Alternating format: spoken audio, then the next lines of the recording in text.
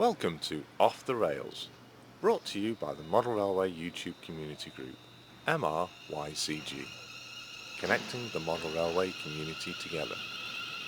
You can find us on Facebook, Instagram, Twitter, and of course YouTube. Just search for MRYCG.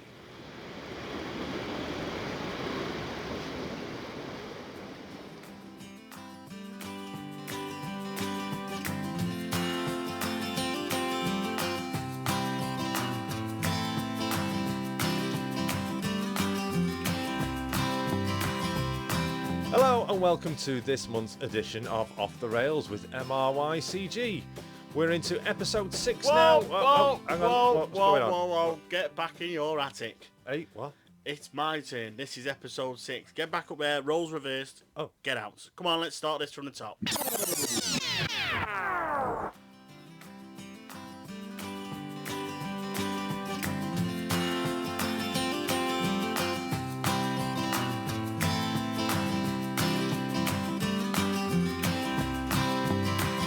Yes, that's right, it's me, Stuart of Valleybrook, and welcome to episode 6 of MRYCG's podcast, Off the Rails.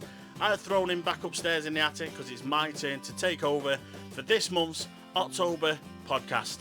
So let's see what we got, let's get on track, head on journey, and don't forget those curly cheesy sandwiches.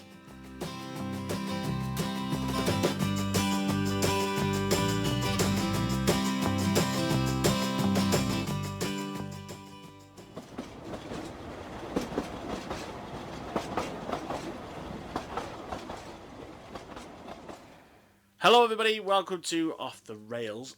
The tables are turned a bit. I have got control here and I'm flipping everything because all these interviews with everybody. Jason's been interviewing everybody else. So now we're going to interview Jason. Hello to the other side. Hello, Stuart. Yes, it's quite odd to be on this side of the microphone. You're now the interviewee, not the interviewer. Yes, I'm quite nervous, to be honest. Now I know how everyone else feels. Right, so obviously we'll go straight off the bat now, and obviously Barnabas Junction. How long has it been under construction? The layout itself, as Barnabas Junction, has been under construction for about 4 years, but the layout before it was named has been under construction since probably early noughties, so we're talking something like 2002, 2003.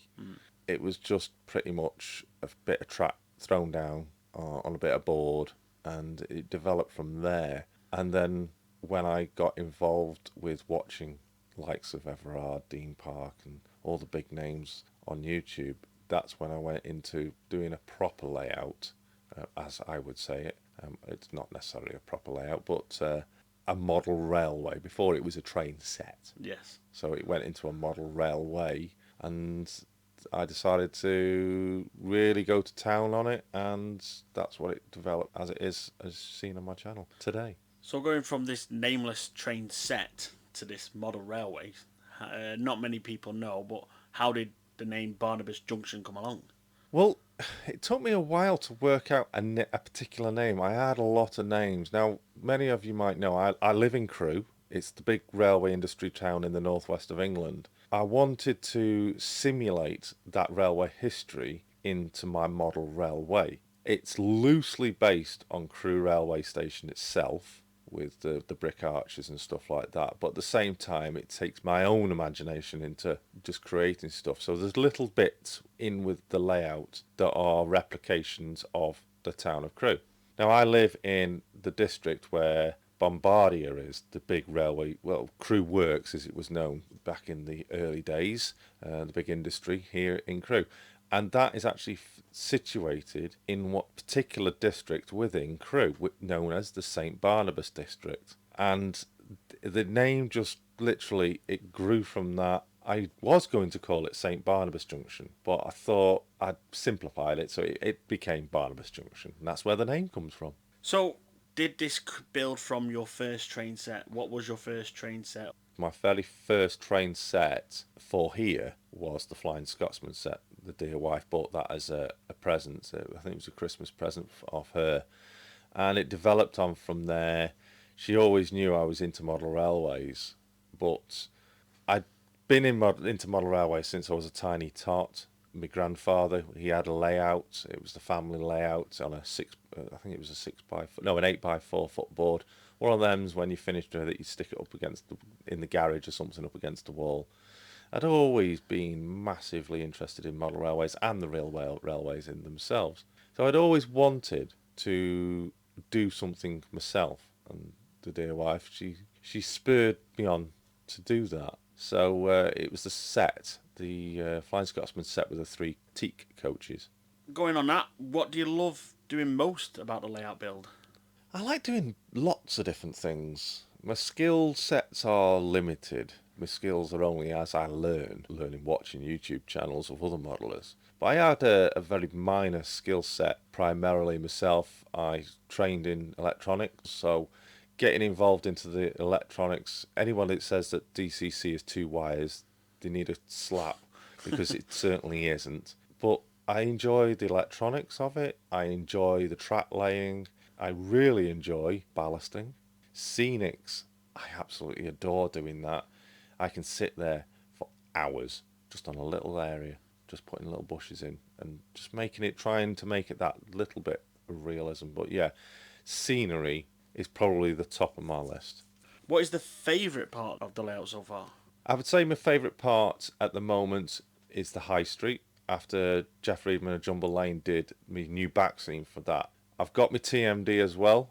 I do really like it. But in my opinion, that's a separate section of the layout, so that's a separate like. But of the actual main layout, it's definitely got to be my High Street. So, we've done your favourite part. Is there any bits you regret or wish you could change on the layout? I think I regret doing the upper level, purely because it's given me the reduced lower level for scenics and stuff like that. I'm trying to reduce that upper level at the moment, and that will come apparent in the future months ahead when I've got some major changes. So I will do plan to go back to that, relook at it, and make changes for the better. With you saying you like doing your ballasting and your bushes and your trees and everything like that, would you ever consider building an exhibition layout? Yes. That was quick. Yes. Absolutely. I have thought about it. I did plan it, but it was to be designed in a way where it would incorporate into the current layout.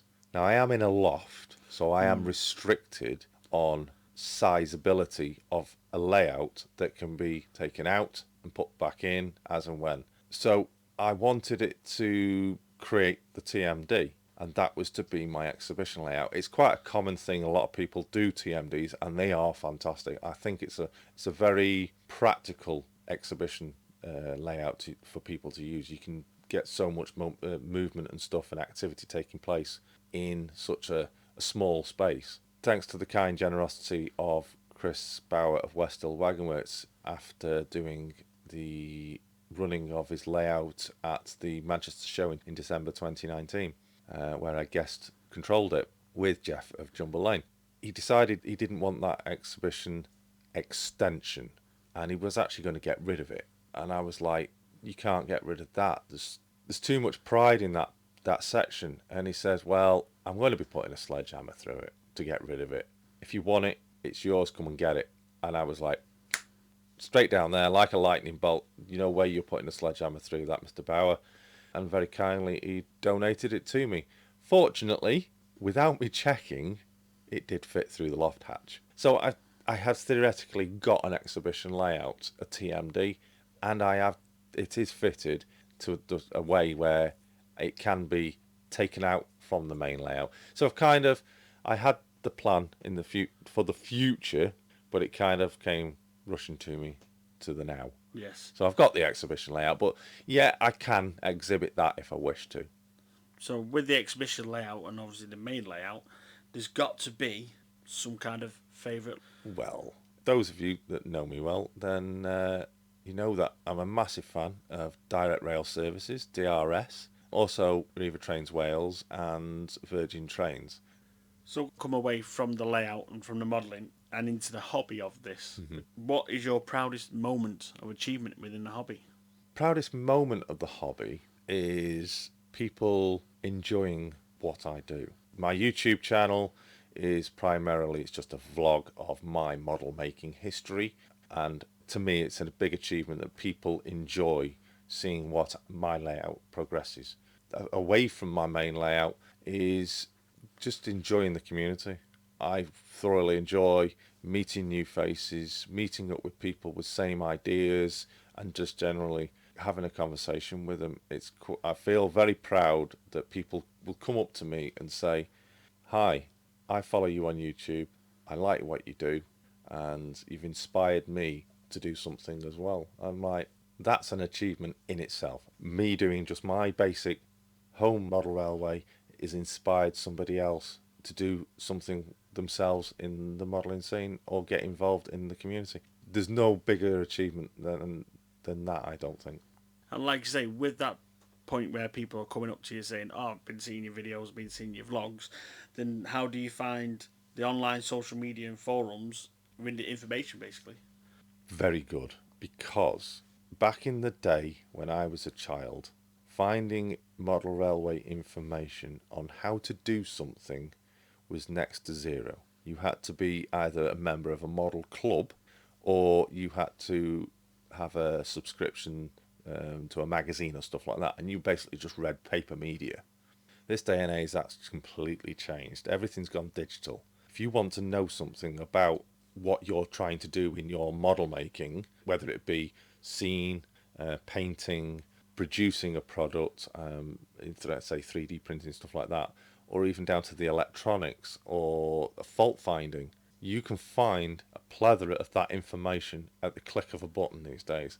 So social media, social forums, YouTube, Instagram, all the platforms, you wouldn't necessarily know they were there.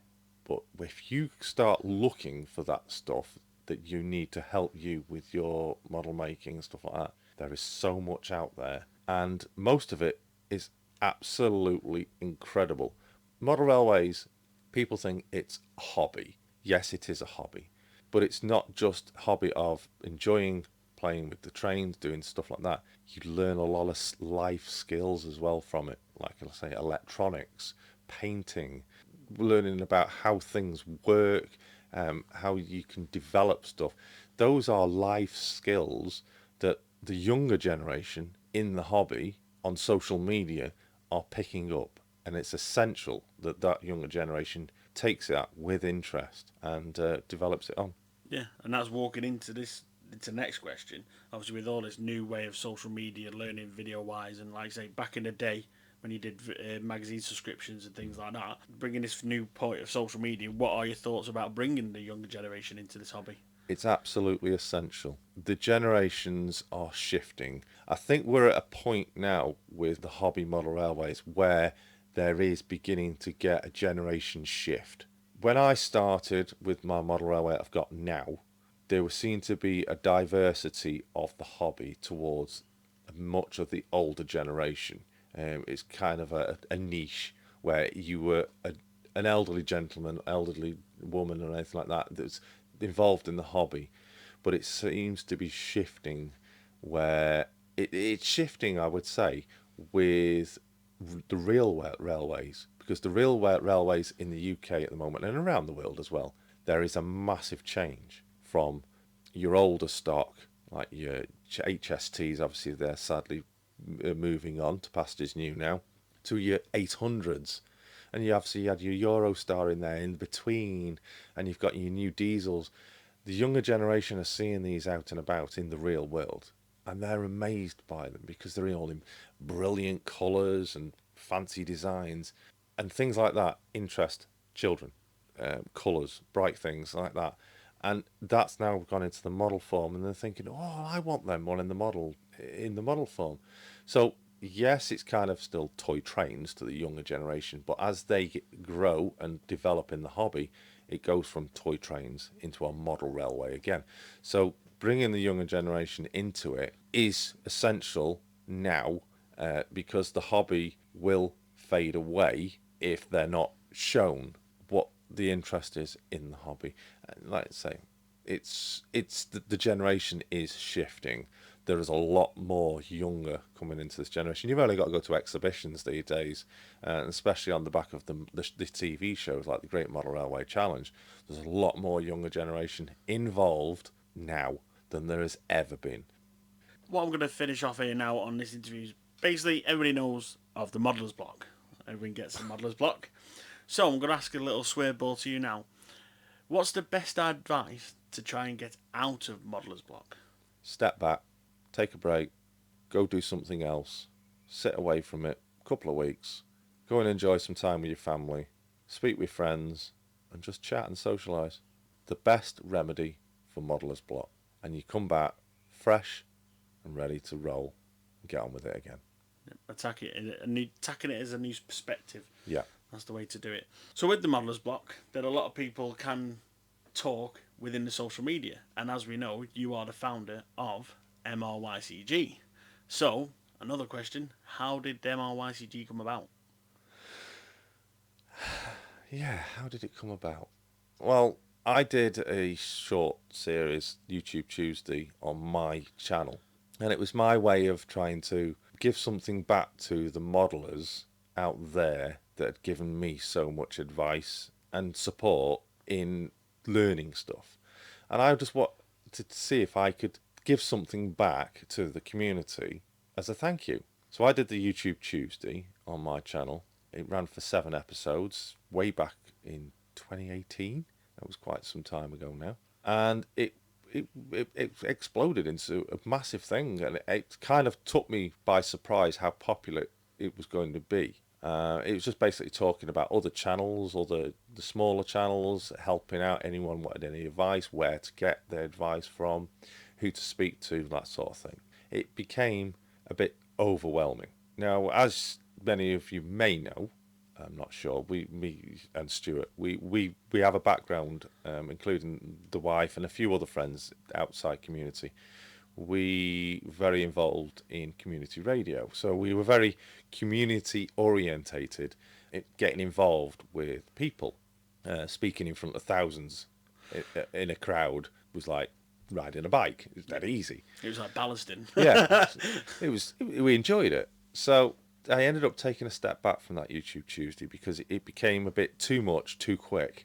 I became too overwhelmed with it, and it took a back burn, and I left it. I did always say I would probably bring it back, but from doing that, I thought I'd try and do something similar, but less demanding as such. And I ended up creating a Facebook group, the Model Railway YouTube Community Group, and that just exploded. It was like, wow, hang on a second.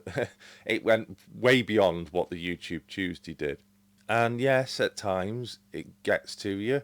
There is a lot of negativity in the community. There's a lot of rivet counters and things like that, but that's all part of the hobby. We grin and bear it, and we just shrug it all off and move on. But it's so much great fun. I have met so many people that I would have never even dreamed of meeting in this world. And when I say world, I mean world. I don't just mean the UK or England, I mean the world. I've met people from Canada, I've met people from New Zealand, from America, as well as obviously here in the UK, Ireland, from all over the world. And it's amazing how such a big community at the end of the day is still a small community, because we're all in it for one thing, model railways. It's just a pastime that we all love, and we can have hours of conversations with them. It's fantastic. But there you go. That's how MRYCG, the Model Railway YouTube Community Group, was born. And following on from that, with this podcast that this interview is taking place in, YouTube Tuesday is back. I brought it back under popular demand. It was popular. I've been pestering you for the 2 years. Going, I did. Come on. I did do the 1 year anniversary Yes. in March 2019, and I did say in that one episode, I am thinking of bringing it back. Yeah. And a year later, it's back. And I'm really enjoying it. A totally different format, but still uses some of the old bits in it. But it's a lot more relaxed and a lot more interactive and a lot more fun. So check it out on Jason's channel, Barnabas Junction, YouTube Tuesday, every Tuesday at 8 p.m. There we go. So now we've spoken about the model railway, the hobby and everything like that. We've got a couple of quick-fire questions to find out the man behind the railways, basically. So a couple of quick-fire questions, starting off with the first one. What's your favourite beverage? Baileys. On the rocks or off the rocks? Straight neat. Second one, favourite snack? Ooh, favourite snack? Double chocolate cookies. Ooh, lovely. And I know you're quite old. Thanks! What is your favourite all-time TV show? Knight Rider. Knight Rider. Yeah. Lovely. So, thank you very much, Jason, for letting me be in control and interviewing you instead of you interviewing others. Thank you for the fantastic insight into Barnabas Junction and obviously YouTube Tuesday and MRYCG. Thank you very much, Stuart. It's been an honour, and now I know why everybody else is so nervous at these interviews. Yes, I'm on this side, and I was nervous, and I wrote the questions. On the pedestal. So, we'll see you again on Off the Rails by MRYCG. Goodbye. Take care, everyone. Thank you. And remember, stay safe, stay well, and keep on modelling.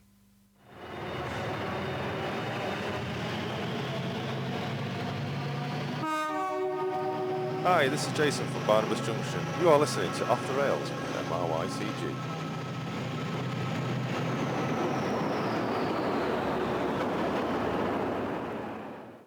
Right. There we have you. I've interviewed you. I've taken over control of episode 6. But now I need to hand over the baton and let you carry on with what you do. Okay. So I'll be off then. I'll leave you to what you do, and I'll probably pop on a bit later on. See you later. Don't forget, you can also find us on Twitter at MRYCG_official. Well, here we are again with another interview for you modellers. Today we've got Craig from New Durham Junction. Welcome, Craig. Hello, Jason. So here we have Craig for the questions that we've been asking many other modellers during the interviews in this podcast. So, Craig, are you ready to answer the questions? Fire them away. Okay, we'll fire off then with question 1. Your layout is called New Durham Junction. Why is it called that? Well, funny story is when New Durham Junction started, it was going to be called Ashfield. My dad's layout prior to that was called Ashfield, and he didn't want that name. So hence, I live in County Durham. Durham's one of the best cities I know. It's got its own station, so New Durham Junction was born. And how long has that been under construction? The old one started about 4 or 5 years ago, and then obviously it regressed to Mark II, which then regressed to Mark III. So this is the third incarnation of actually New Durham Junction then? It is, yes. Going back then, how did the first one come about? The first one came about when my best mate, Michael Hogarth, obviously his dad went into care, and his dad had a big, massive railway upstairs in his loft. And then he came to us, he says, Craig, do you want my dad's model railway upstairs? You can have the full lot for nothing. So hence, that's why I started doing model railway. And I've been into model railways for the past goodness knows how many years, since I was a little wee nipper, since I was about 6-year-old with my dad. And then it just eventually grew and I started building my own. So you were a wee nipper. What age would you give that? About 6. Now, your channel on YouTube, it's not just necessarily your model railway. You do some real-life trains as well, don't you? Yes, I do, yes. When I get notifications to go and capture, there's a nice one there for the Delta coming up the DCL line. Also, there's, I mainly try to capture 66s, go down to Thornby, trying to capture Class 60s, Class 66s. The odd Pacer coming through. It depends what's there. So you have quite a local area of the real railways that you can go to capture then? Oh, we've got a fantastic area up here. I mean, obviously, with living on the northeast coast, we've got the DCL line, which is about 2-3 miles away from me. And then obviously Durham, which is about 14-minute drive from here. And that's a cracking station. Newcastle, that's a half-an-hour drive. And that is one ultimate cracking station to go to. And then obviously we've got Shildon Railway Museum. That's about 40-minute drive. And there's a video of Shildon on my YouTube channel. Excellent stuff. Now, going back to your wee nipper times, what was, though, your very first train or train set? When my dad had his upstairs in the loft, and we moved out of that house when we were about 8, when I was 8-year-old, into what you call a concrete prefab. And then my dad started building one in the spare bedroom, and it just, from where then, and then we moved out of there when I was about 12, up to the other end of Peterlee, into another prefab house. And then my dad started construction in his own spare bedroom again. So it's just ongoing thing now. My dad's retired. He hasn't got the time, the dexterity in his fingers and his hands to do model railways, and he helps me out as best as I can with this one, what I'm doing now. So the current New Durham Junction, what era do you base it on, or do you just go with anything goes? Well, I'm going to go with Rule 1. Rule 1, anything goes, yeah. Yeah. I've got periods from, say, 1960s vehicles on here at present time. I've got Class 37s, 20s, 60s, 47s, 08s. I've got various ones, and 66s, obviously. Now, when you first started doing your own layout, you were actually Yeah. DC?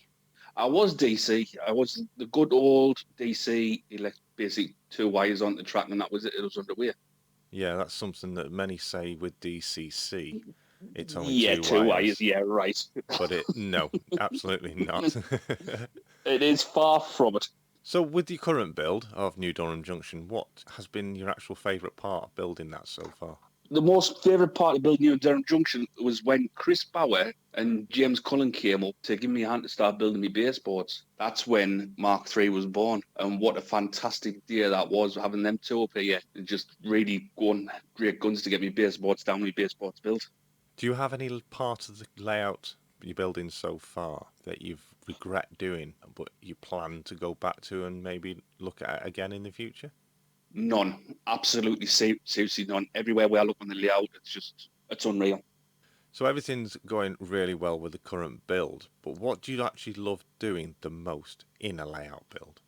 Scenery work. I really do enjoy doing my scenery work. There's one prominent feature on the layout which I actually used real blue slate to create full retaining wall around the layout, and obviously retaining wall around the church area, and it just looks so real. It just looks like it's actually there. So is the layout actually based on a real location then from around your area, or is it completely fictional? It's completely fictional out of my little brain. Have you ever considered building yourself an exhibition layout? Actually, I have considered about it, but with the way I work, and I cannot really judge building an exhibition one. To myself, my home layout is my exhibition layout. So what's your favourite rolling stock or locos that you currently own? My favourite rolling stock is my Class 37 507 Hartlepool pipe mill. But as everybody knows, I'm a big Corliss rail fan as well. But my favourite loco is the Hartlepool pipe mill. It's got to be one of the most unique locos around, where they're just very hard to come by and hard to pick up. Now you mentioned your favourite loco then, Craig, which was 37507. Why is that your favourite loco? It's got a sound file which is unique to New Durham Junction, courtesy from Alan Sounds, who was in with West Hill Wagon Works. Okay, that would be really interesting. Can you actually let the listeners hear those unique sounds? I certainly can. I will start with this function. Morning, Craig. All right, mate. Next stop, New Durham Junction. There we go. Unique sounds to New Durham Junction from 37507. Fantastic to hear. That's very unique to your layout and yourself also, as you mentioned yourself there. Yeah, absolutely brilliant. Honestly, the recordings, I kind of thank Alan Sounds for sorting that out, hooking us up ready for that sound. Very good stuff. And if anybody wants to hear those sounds, they can check them out on your YouTube channel on some of your videos. Yes, of course. I did introduce the Class 37 on my YouTube channel as the new sounds, which has been fitted to it. The sound file for the engine starting on the Class 37 is absolutely fantastic. What would you say has been your proudest moment within the hobby so far? Within the hobby so far was when New Durham Junction Mark III was born, when obviously Chris came up, James came up to meet them. They took the drive to come and help me, which was absolutely, there was no need for them to come up, but they did come up, and I'm just gobsmacked for what they've done for us. So moving away from the layout and going towards the younger generation, what are your thoughts on bringing the younger generation into the hobby? Oh, absolutely unreal. They need to be in this hobby. I mean, there's our Zara. She's 14. She does help me on the layout. I taught her how to solder, which is a life skill. General woodwork skills, other stuff like that, what they need further on their lives. They do need to get themselves involved, basically. And for the final question before we hit the quick fire round, how useful do you find online social media and forums are towards providing modelling information? Absolutely fantastic. You've got likes of Facebook, which is brilliant. You can ask questions out there. You've got group chats, great group of friends, great group of people you can ask fire questions. The internet's there's pages upon pages upon pages to read what to do and what to go forward with. Weathering, stuff like that. It's never ending. Well, thank you very much for your answers to those questions, Craig. We're going to go on with the quick fire round now. Oh, heaven help us on these ones. So question 1 is, what is your favourite beverage? Oh, that's got to be the ultimate snake bite. What is your favourite snack? Chicken parmesan.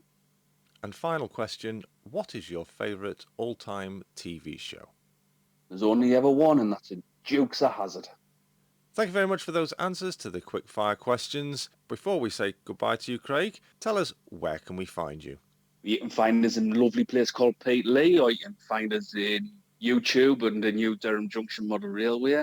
I'm also on Facebook, which is also New Durham Model Railway. I'm always posting pictures in there with Mr. Grimm and company. Ah, yes. One thing we mustn't forget before we do say goodbye to you, though, Craig, is you do actually have a guest visitor regularly at New Durham Junction. Mr. Grimm. Oh, is that him? Yes. How can we help? Hello, Mr. Grimm. Yeah, well, hello. Are you behaving yourself? Maybe. Are you looking forward to Halloween this year? Oh, hell yeah. Does Craig look after you well? No. Oh dear, Craig. Well, thank you very much for joining us, Mr. Grimm. Bye. We hope to see you again very soon. See your soul.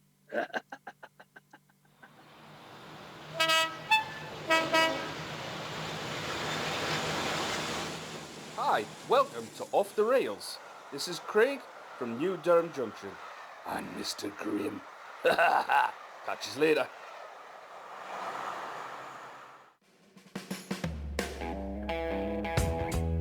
Hi, it's Andy from the Worley Club, and today I just want to talk about the Worley virtual event.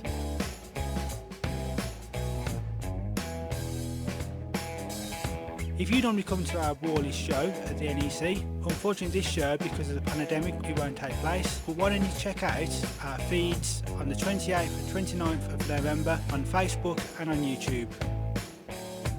Also check out the feeds on the Model Railway YouTube community group, who will be there to support the event. We hope to see you over the weekend, and we hope you participate in all the activities and get involved. See you then. So here we are again with another interview with another modeller for the Off the Rails podcast with MRYCG. In this interview, I bring to you David Capper of Beeton Hough Junction. Welcome, David. Hello.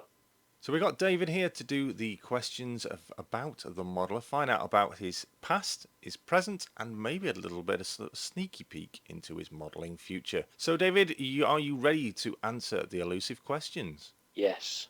So straight on then with question 1. Tell us a little bit about how you got into the model railways.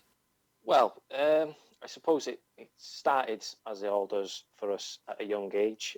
My granddad, as a child, used to take me to the National Railway Museum in York quite a few times. My father used to take me to Llangollen Railway and the Severn Valley Railway.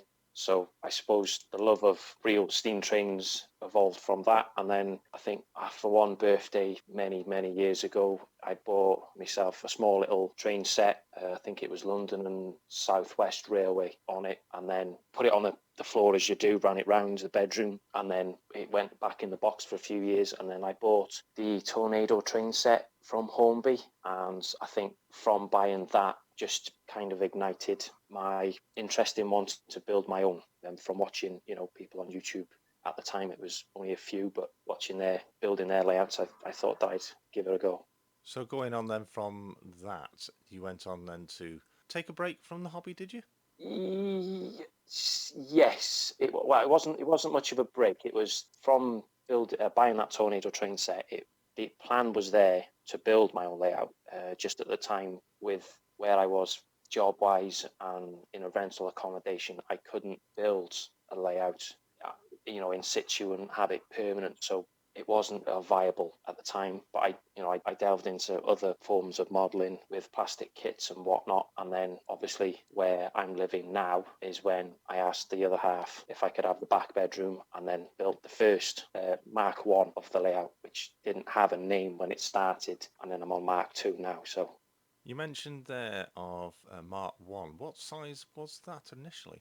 it was quite a funny shaped layout. If you've never seen it, one wall was 7 foot long and the other one was 9 foot around. But then, because the door opened inwards into the room, I had to kind of accommodate a bit of an angled piece to bridge the gap between the two boards. I'm not sure on what that spacing was, but yeah, it was 3 circuits. I think that the size of the boards was no bigger than 2 foot wide each, from what I remember.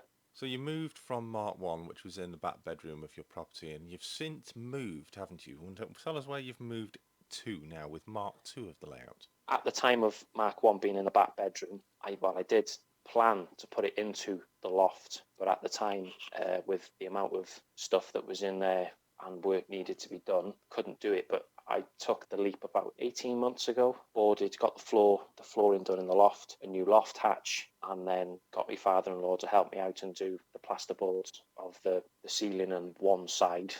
Although the plan was to fully encase the loft in plasterboards of one side, I haven't done, and 2 parts, the 2 ends of the main wall, they haven't been done, and obviously gone from 7 by 9 to now just under 15 foot long both sides, to 2.7 foot one side of the boards, and then 3 foot the other side. So yeah, I've jumped quite big.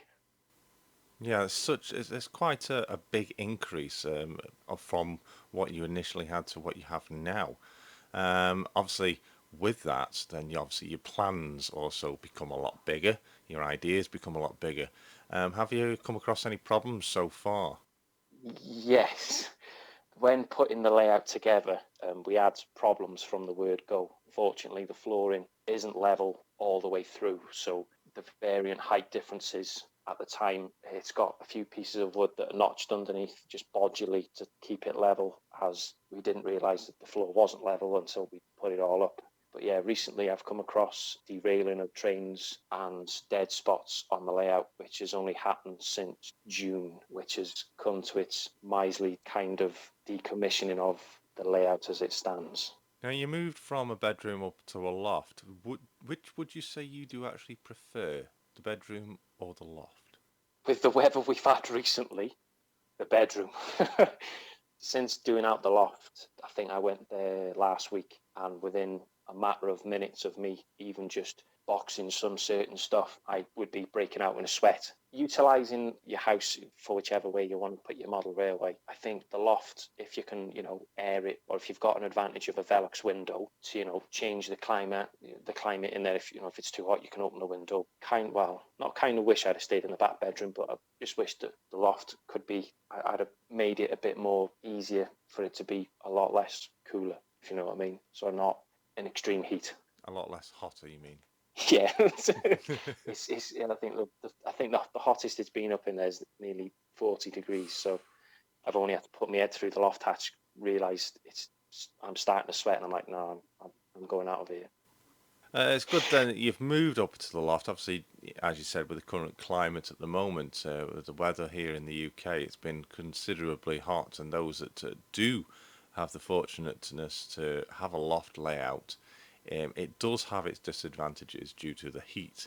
And if people who do have lofts, like yourself, can cool down while up there with the honour of having maybe a window or a cooling system up there, that is highly recommended. But like I say, Yeah, 40 definitely. degrees, that's quite hot.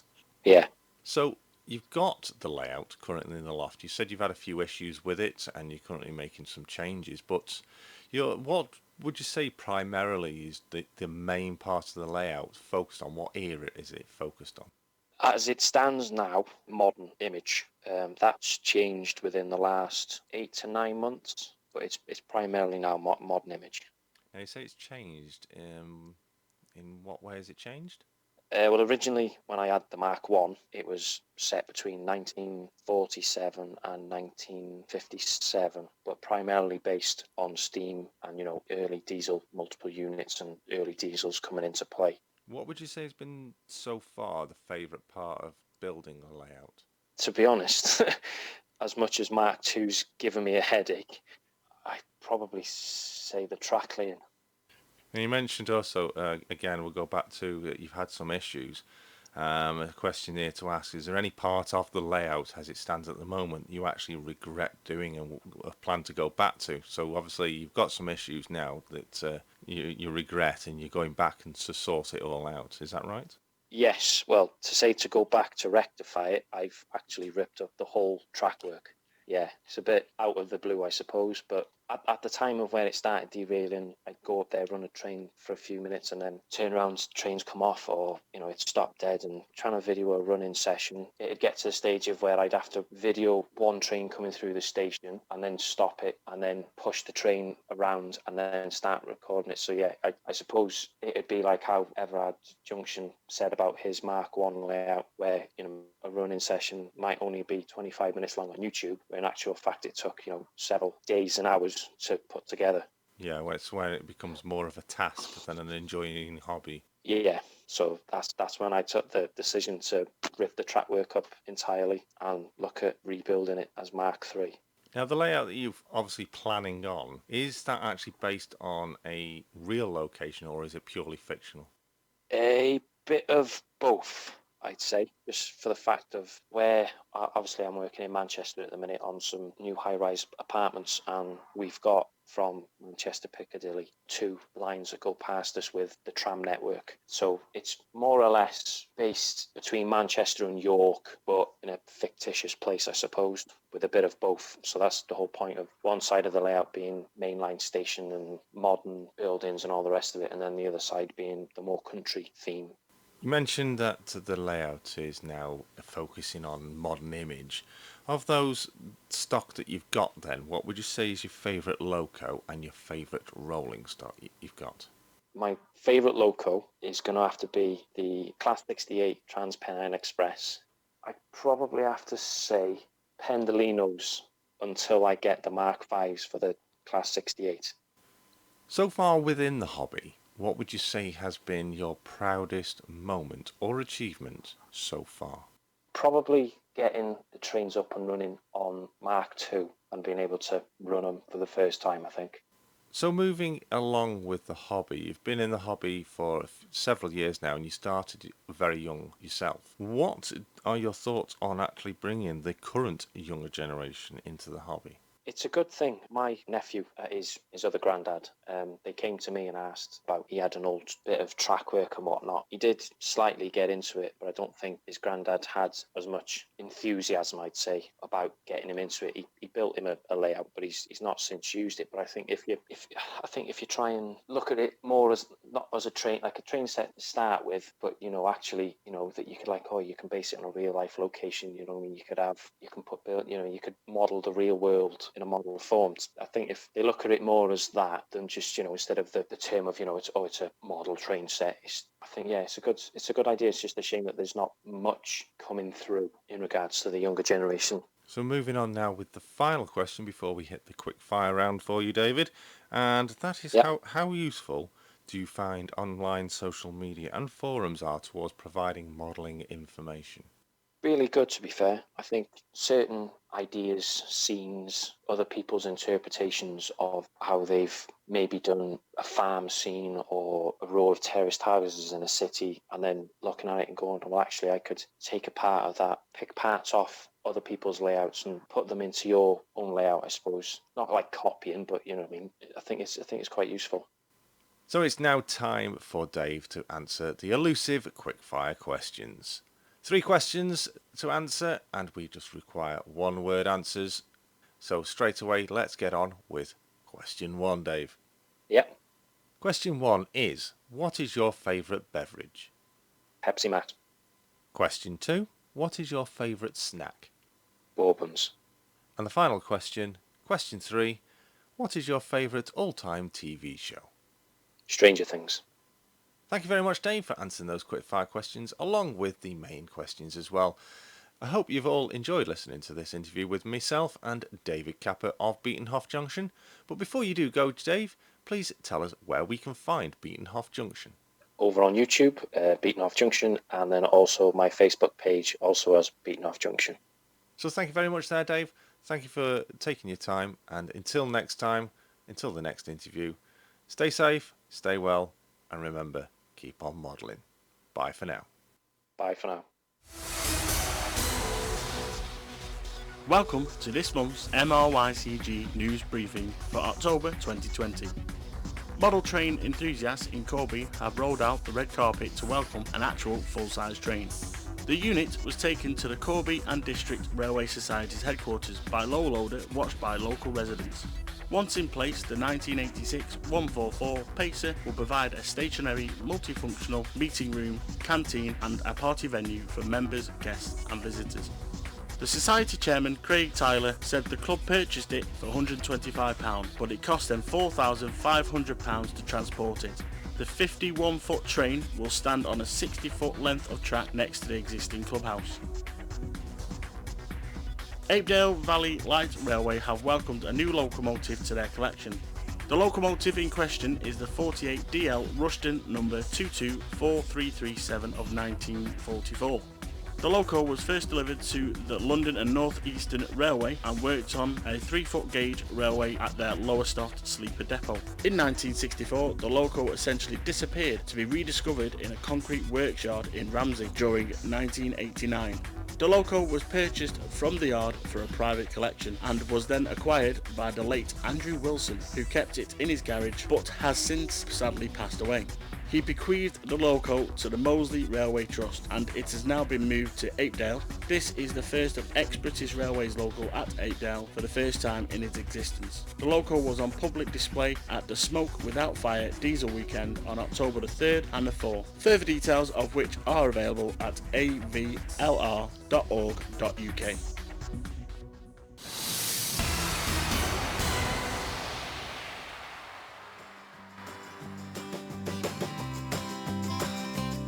We would now like to introduce a brand new section to the podcast. This is from the hosts of the Train Crash podcast, Luke and Oliver. This new part of the podcast that they are going to be hosting is called Talking Points. It will be covering a wide variety of subjects but primarily aimed at the younger generation. We hope that you will enjoy this new section and look forward to hearing a lot more from them in the future. So without further ado, we will hand you over to Luke and Oliver.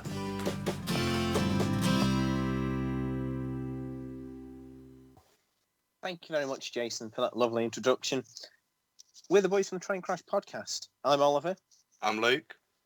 And in light of MRYCG's new group, the juniors group for people who are under 18, it got us thinking about what modelling was like when we were younger. We are both now over that 18 mark, but we both started a lot younger. And looking back, we've come back to two main categories we'd like to discuss in today's little podcast part. The first part being budgeting, because I feel that puts a lot of people out of the hobby, and also the online part of it, because I think that's very responsible for keeping people within the hobby. So we'll start with a little bit of background on ourselves. As I say, we're both over the age of 18 now, so not eligible for the juniors group. But I started modelling when I was 14. Luke, you started when you were 13 now? Yep. So we've both got a fair few years' experience modelling as a younger person. So we'll start with the first part, really. Let's get on with budgeting. And I know you modelled on a very low budget to start with, Luke. So why don't we start with that? Yeah, so when I first started, when I was modelling for about, till I was 16, so about 3 years, I modelled on £10 a month, which was pretty hard. And I think that was really great about modelling on that lower budget, though, is that it taught me so many skills. Like, I couldn't go out and buy kits, and I couldn't go out and buy Rater and Locos or, you know, really nice fancy wagons. I had to learn how to do a lot of that myself, and so budgeting can be quite fun. And I found that scratch building buildings as a way to save money and budget more money to put towards stock and stuff like that was a really useful skill to learn. So I learned how to scratch build. I started off with like line-side huts, and then I did like an engine shed, then a station building, and all these were done very cheaply, mostly made out of cereal packets. and then I played around with some like Amazon box corrugated cardboard, and then eventually moved on to some foam board, which is what I still use today. And I found that a really fantastic way to learn skills. I found like Wordsworth Model Rail Scenery, I think that's what it's called, or still called. They did, or they still do, free downloadable brick textures, and so I used that to start off with, and then I experimented with some plasticard as well. And I think being on such a low budget, you just can learn so much. And I think also budgeting can really push young people out of the hobby, because once you get that train set, that initial investment, it sometimes can be difficult to find the money to buy expensive buildings, especially if they're resin ones or more stock. Certainly, and that's part of the reason why I wanted to discuss the budgeting, because people start off with train sets, a Hornby or a Bachmann one, and sometimes it's very hard to move and expand that set onwards. I was fortunate enough that my budget was about the same as yours, really, but obviously I had birthdays and Christmas and things like that, which helped me a lot. But still, budgeting was a massive part for me, and it still is, to be quite frank. I can't afford to buy a ready-to-run model every week or whatever. So just looking for the sales and the bargains, sections online, obviously it seems self-explanatory, but do go and check them out. Hatton's, Kerno, Rails of Sheffield are another one that offer really good prices off ready-to-run items. But don't be afraid to look on eBay for older items. Ones that you might still be after, say an LS Crab, you might not be able to afford the Bachmann one. Lima did one, and obviously it's going to have some differences to the Bachmann one. The Bachmann one, by all means, is a much higher quality and a better model. But if you are on a budget, the Lima one will do 90% of things that you want the Bachmann one to do, and it offers you the opportunity to build them skills. And a massive part for me, keeping me interested in the hobby, has been detailing stuff, whether that be coaches with painting interiors, or like putting pipes on locomotives and things just to lift them up. Lima locomotives are a really, really good way of just bringing them skills up, and it's improving your skill set. And I think that's a massive part of it. Yeah, I think well, when I first got into the hobby, I had a £25 Smoky Joe, and I was a little bit scared to modify. I know it was only worth £25, but at the time, that felt like a very substantial amount of money. But getting some really cheap Lima locos or whatever off eBay meant that I was able to build a lot of confidence in the hobby early on, because I was experimenting and trying new things on cheaper stuff. Like I learned how to repaint locos to some extent by buying £5 Lima HST power dummy cars and respraying them from the blue and yellow in-city livery into Network Rail full yellow Flying Banana livery. And I think that just builds up so much confidence. Otherwise, it can be difficult for us to develop as modelers and stay interested in the hobby as well. Because a train set for me can only be interesting for so long, but it can suddenly become so much more interesting when you get into personalising your own locos and building your own buildings and scenery around it out, because scenery is something else that can be almost a bit of an investment. You know, look at the price of some static grass applicators, and I mean now I bought the static grass kiln, which I think as alone was £100, and no way could have I afforded it back then. But there's ways you can get around with like puffer bottles. You can normally pick those for a couple pounds, if not £1 if you buy it secondhand at an exhibition, and using grass manufacturers like Jarvis and stuff that's a lot more budget friendly than the big manufacturers, say Woodland Scenics. Another tip I'd say is paper mache is absolute gold if you're on a budget. My first ever layout, Locale lot, was built with some maybe over-exaggerated hills, but the way I created it was using corrugated cardboard, then overlay with just bits of newspaper. You could pick up newspapers for 20, 30, 40p with PVA glue, so I could build a whole hill for about £1, compared to investing in plaster cloth and getting all confused with how much water do I use and stuff like that. And I found that a really useful way to also build a layout up on a budget, not just rolling stock and buildings. Certainly, and I admit I still use paper mache and a puffer bottle in Jarvis scatter scenery, just because it's what I'm comfortable with. And also, I think it gives a really nice base to work from, and that's the important thing, is to view the hobby as like a journey. You start somewhere and eventually you'll finish somewhere, and we'll all start and finish in different places. But throughout it, if you change what you're doing and try and improve what you're doing, you improve in the hobby, and the stuff that you do gets better. And as we mentioned, cheap stuff via eBay is really, really useful for that. Repainting locos, redecaling locos as well. I think that opens up so many doors. that I did on a whim on a Hornby D class, I think it was, the little 040 run on the Smoky Joe chassis. I re-decaled it from a stone livery into a BR livery, and it kind of came to me that actually this is loads easier than I imagined it, and I'd seen on the internet and in magazines and that, in some ways seemed to make it really, really difficult, but I'd found the odd video online that kind of made it seem really, really easy, and I followed that method and it worked. It opened up a completely different sphere of the hobby, because then it's, as you mentioned earlier, making the models your own and making them suit the purpose that you want them to suit, if that's the way you want to take the hobby. Another part I would like to talk about is model shops. I get quite a bit of my stock and other associated items, scenery, track, whatever, from a local model shop. Now, the model shop in question has been mentioned on this podcast before.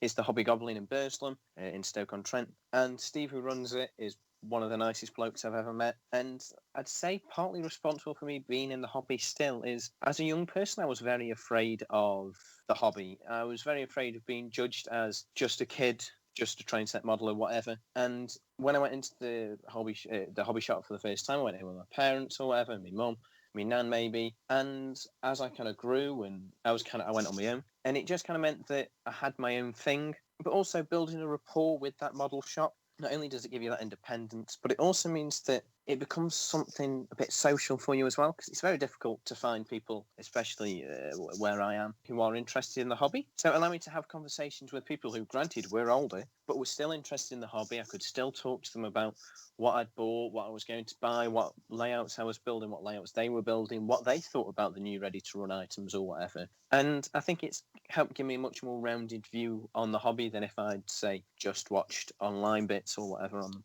Yeah, and though I sadly don't have a local model shop that I could just pop in at that regular, I did find that I did get a little bit of good bias at exhibitions, that sometimes traders would just randomly give me a little bit of a discount because I was a young person showing an interest in the hobby. Now, obviously, that is very circumstantial and exhibitions aren't running at the moment, but I did just find that to be a funny, almost maybe happy coincidence that they did sometimes say, "Oh, I'll take a £5 off because you're only young, you're probably your pocket money, you're working hard to be in this hobby and help you on your way." Bit of a funny story is when I first went to my exhibition, I know you just mentioned that you went to the model shop with your parents. When I first went to my exhibition, I went with my dad. Now my dad has very little knowledge in railways. It's not really something he's interested in. He's interested in photography, so taking pictures of small layouts is somewhat of a challenge for him.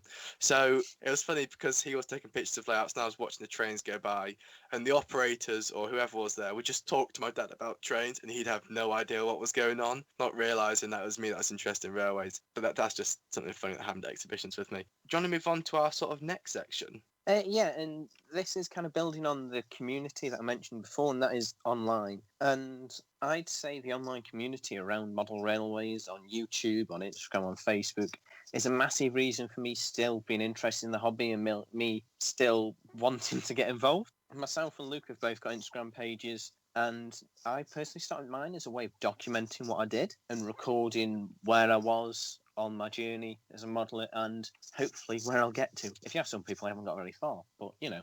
And obviously through that, you meet people. I met Luke a little bit before it, but that's when we first started talking, met a couple of other people through it. And I'd say Instagram is a really, really nice way of doing it because you have your own page, you can upload your own pictures, you can have the account on private if you'd like, so it's just you who sees them, or your followers or whatever. So I'd say Instagram is a massive part of the online sphere for especially younger modelers, I'd say. There is definitely parts of Facebook that are breeding the positivity amongst the younger parts of the community. As we mentioned, MRYCG have got their juniors, which I'm sure will be linked in the description. But yeah, Instagram was really, really useful for me. A Facebook group would have been brilliant as well. But I think Instagram was a really good place to start. I've got to agree with you straight on there. I mean, I prefer to document my layout builds on our own web, another online community that's not really targeted at young people. But again, I found that very fantastic, very friendly, a great community to be a part of. But Instagram as well, for me, really stood out as a fantastic community to be on. I originally joined because a different friend persuaded me to do it. He's also in the railway sphere. He's like, yeah, post your pictures there, it's great.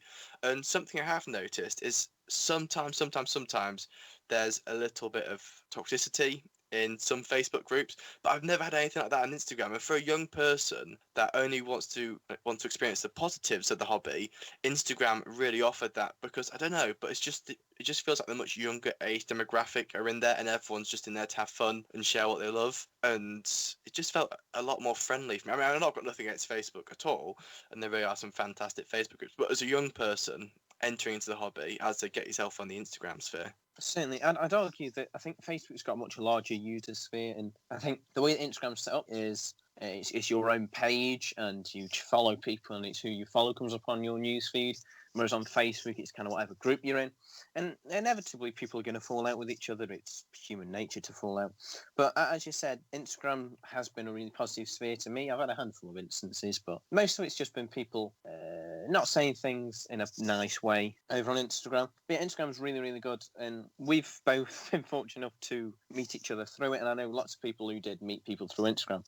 As I kind of alluded to before, nobody I know was particularly interested in trains, so having somebody such as Luke or other people who know who they are out there that can just message, what do you think about this model or whatever, or something I'm looking at on eBay or whatever, just is really nice. It's really nice just to have a bit of talk about the hobby. Exactly. And as a younger person in the hobby, it can feel really isolated. Like, I know that when I first started off in the hobby, I didn't really have any social media, and I kind of relied on YouTube for a lot of inspiration. And I mean, we're kind of going on YouTube rather than Instagram, whatever. But it is really nice to be involved and be able to talk to people about the hobby and other things within it, and different experts as well. But YouTube, as a young modeler, especially when I was starting off, I gathered so much inspiration off YouTube. Like, they're all still very big YouTubers now in the model railway scene, but they really inspired me when I was setting off in the hobby, because I had Hornby magazine, and that was nice. I had that once a month, got to read about the layouts, whatever. But apart from that, I was very much isolated. And with the YouTube sort of scene as a beginner, you had the comments section you could interact with people in, and I guess it kind of just widened my eyes to how big and amazing the hobby could be,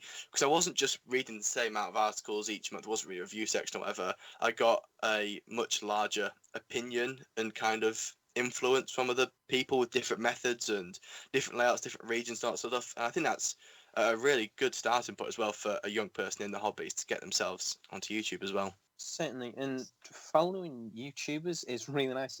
It's quite often called like viewer gratification, where you follow somebody as they do a project, whether that be build a loco, whether a load of stock, or build a layout, and you get viewer gratification as you see the person behind the camera and the layout develop. And I think anybody who's followed any YouTuber for a long time knows that the way that YouTuber edits a little bit better, or changes the way they speak on camera or whatever, I think is another really positive part to it. And it, as you mentioned, it's like being a community, and the comments section is gold dust for getting people's thoughts on things. And I find the comment section useful on my personal channel, but I think in the grand scheme of things, YouTube is brilliant, and it's easy as well. Like, late at night, if you can't sleep, are you more likely to turn your lamp on and read Hornby magazine, or are you more likely to watch somebody's layout update?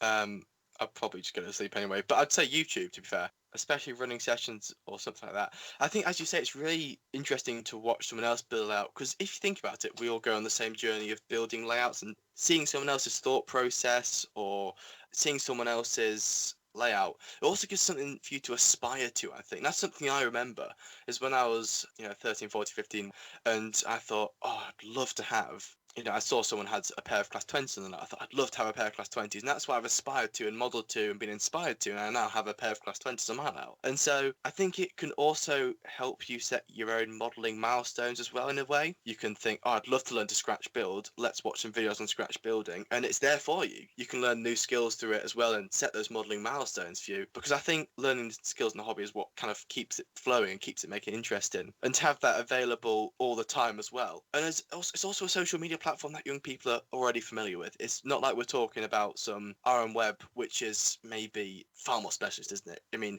on my YouTube account, I'm subscribed to some loads of channels, and then some other railway channels as well. So it kind of can fit into your normal life easier than being far separate, like RM webbers or something like that, or a forum. I admit my model railway account is a complete different account to my personal one.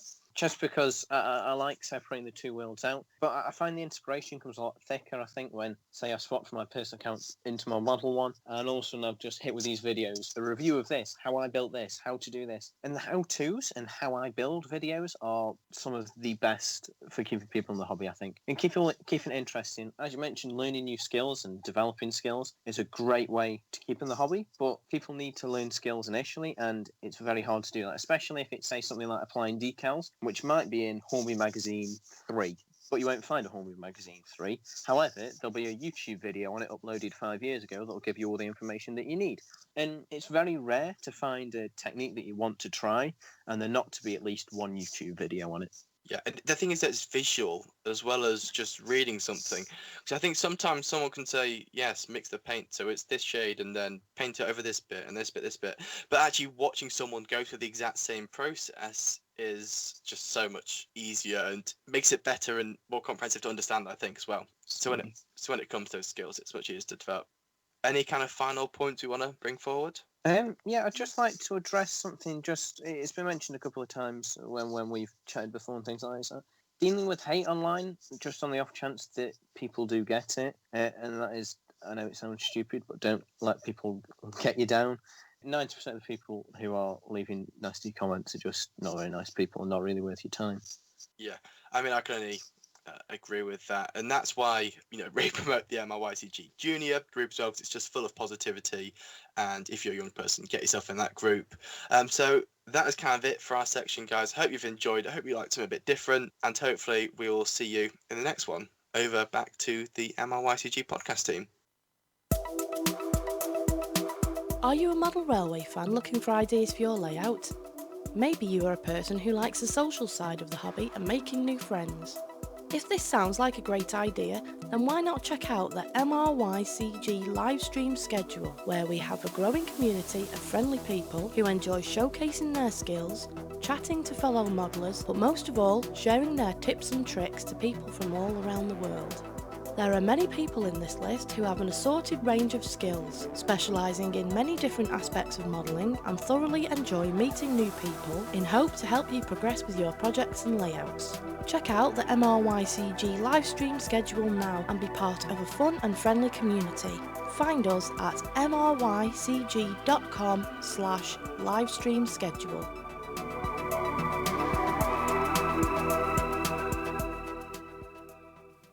Hello, I'm James Cullen, and welcome to Disaster Diaries with MRYCG. An almost light-hearted tale for you today.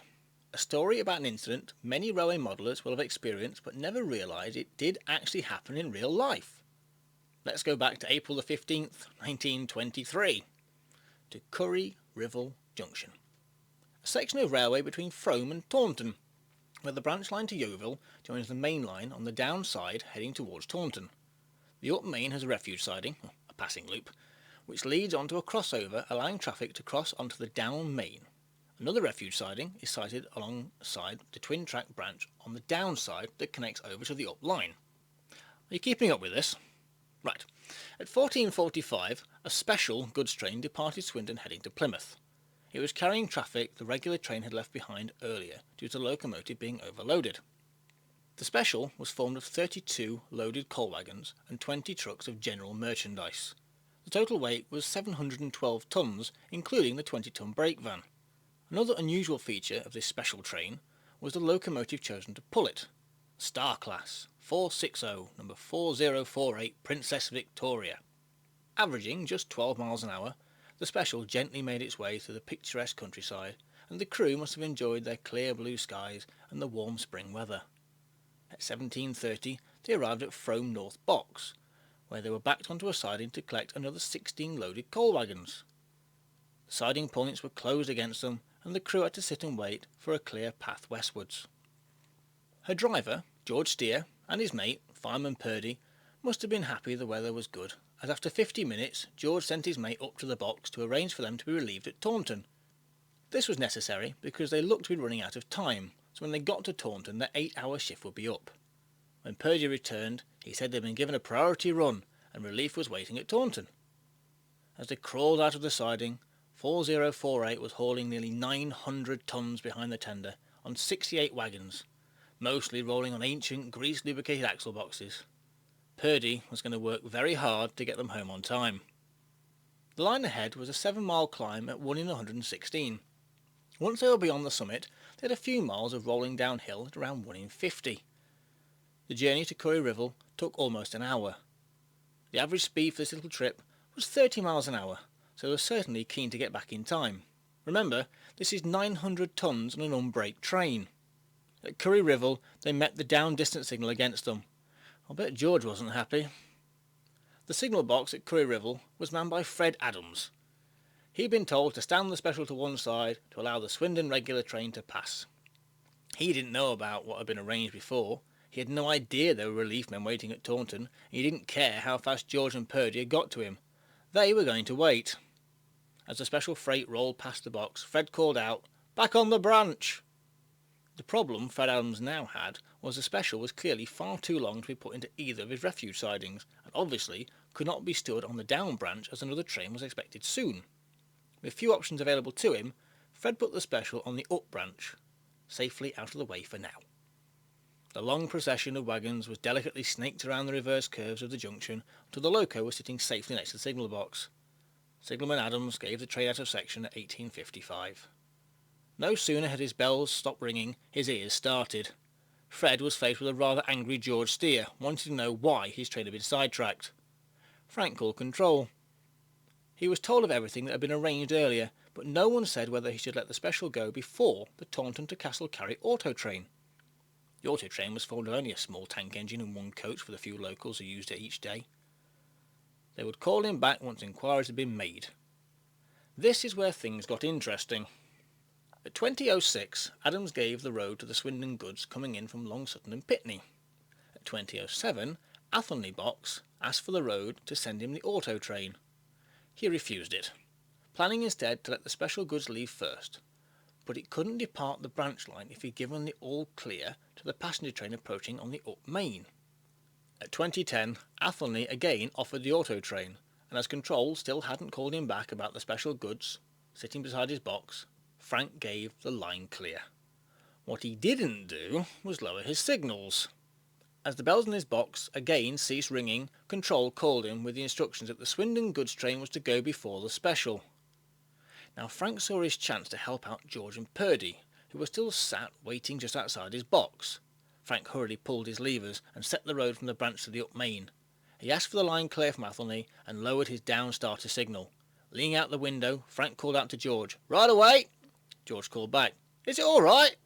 Frank assured him it was, and suggested he get a move on. The special was away. The Swindon goods crawled to a halt at the down main home signal as the special raced away. Only 11 miles to Taunton and their relief. George Steer did not look for the ground signal at the crossover from the up to the down main, and Purdy was far too busy furiously feeding the fire to notice it either. 4048 was in full gear now, her exhaust barking as the titanic rake of wagons moaned and clanked behind her. George finished writing in his notebook, put it back in his pocket, looked up out of his cab window, and then realised something. He was driving down the up main line. He forced down the brake, and with his other hand yanked in the whistle chain as hard as he could. Fred Adams, hearing the commotion outside the box, looked out to see, to his horror, the special thundering down the wrong road with the auto train approaching. He'd forgotten to pull the crossover lever.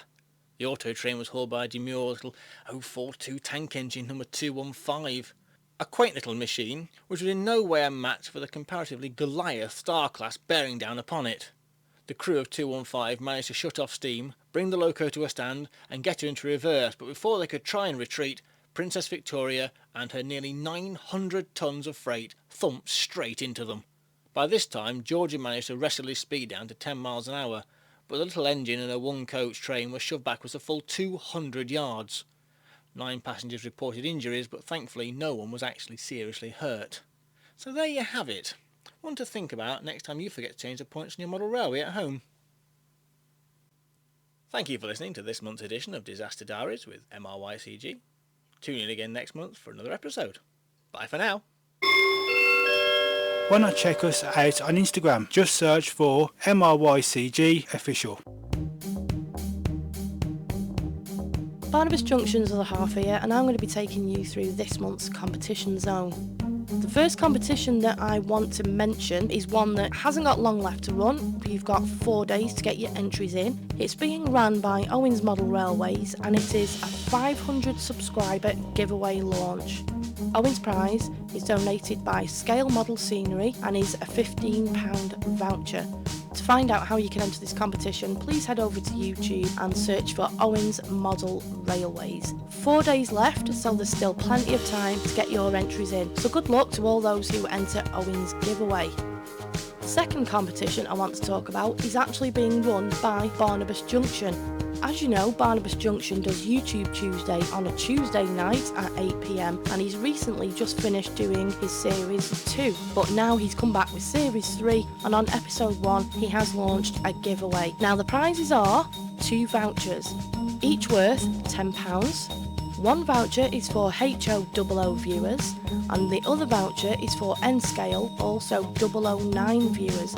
Make sure you have a look at his latest video on how you can enter. The video actually went out on the 29th of September, so go on YouTube, put in Barnabas Junction, have a look at his stream and find out what you can do to get yourself one of these vouchers. I will say though that the competition entries close at 1 PM UK time on the 20th of October 2020. The winners of those prizes will be drawn during episode 4 of YouTube Tuesday from 8 o'clock. So remember, if you want to find out if you've won, you're going to have to tune in on October the 20th from 8 PM. Barnabas is wishing good luck to all who enter his giveaway and thank you for your continued support.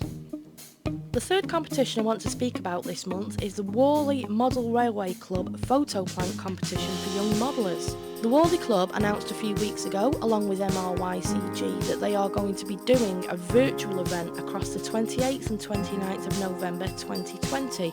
Now they've done a little competition here for the young people. This competition is going to be divided into 2 age groups, which is up to 11 years and 11 to under 18 years. To enter, contestants have to make a small model railway scene for use as a photographic diorama for an individual model, be it a locomotive, coach or a wagon.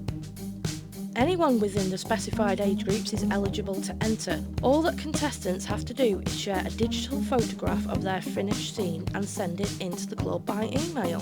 The closing date for this competition is 6 PM UK time on Sunday the 8th of November. There is a bundle of prizes which will be awarded to the winner in each age group. For more information and how you can enter this competition, please visit theworleyshow.co.uk/2020 event. Well, that's it for the competition zone then for this month. Good luck, and don't forget, make sure after this podcast you go straight to Owens Model Railways and join in with his 500 subscriber giveaway. We do hope you enjoyed this episode of Off the Rails with MRYCG. It's now time to say goodbye until next time. If you would like the chance to feature in future episodes or send us some feedback, then please send us an email to contactus@mrycg.com. Finally, I'd like to say many thanks to all of you who have listened in and those who have helped to make this podcast possible. So until next time, stay safe, stay well, and keep on modelling. Stuart here from Valleybrook Model Railway 2. Thank you all for listening to this monthly show by us all here at MRYCG. Catch you next time.